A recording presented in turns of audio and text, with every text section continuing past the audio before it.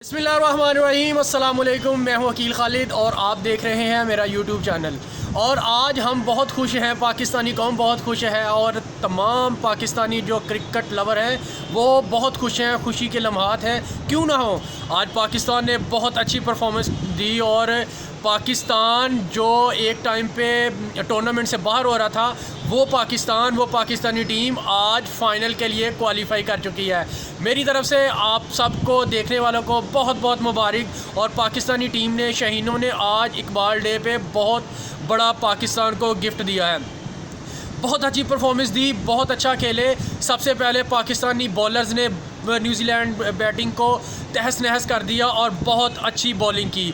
उसके बाद जब बैटिंग की बारी आई तो उसमें भी नंबर 1 बाबर आजम और रजवान ने बेहतरीन पार्टनरशिप के साथ बेहतरीन बैटिंग की और बिल आखिर पाकिस्तान मैच जीत गया और हम फ़ाइनल में पहुंच गए।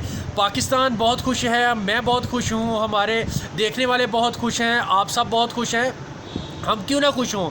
बहुत अच्छी क्रिकेट खेली। इंशाल्लाह उम्मीद करते हैं कि आइंदा भी अच्छी क्रिकेट खेलेंगे और अच्छे इसी स्ट्रगल के साथ क्रिकेट खेलेंगे, इसी पैशन के साथ क्रिकेट खेलेंगे और इस साल इंशाल्लाह वर्ल्ड कप जीत के हम पाकिस्तानी टीम वापस आएंगे।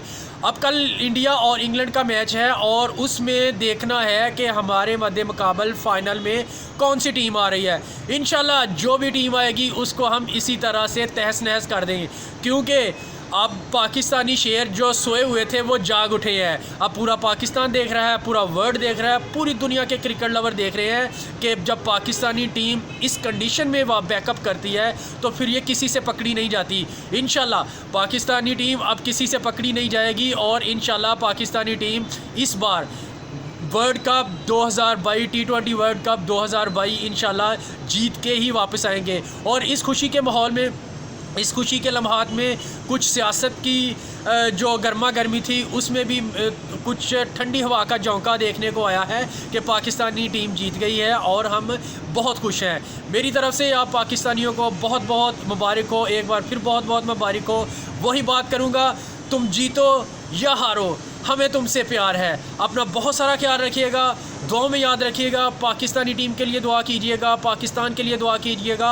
और ख़ास तौर पे मैं बाबर आज़म को और मोहम्मद रिजवान को मुबारकबाद देना चाहता हूं जिन्होंने आज बहुत अच्छी परफॉर्मेंस दी और पूरी टीम ने आज एक बेहतरीन मिसाल कायम की और फील्डिंग में, बॉलिंग में और बैटिंग में बहुत अच्छा क्रिकेट खेली।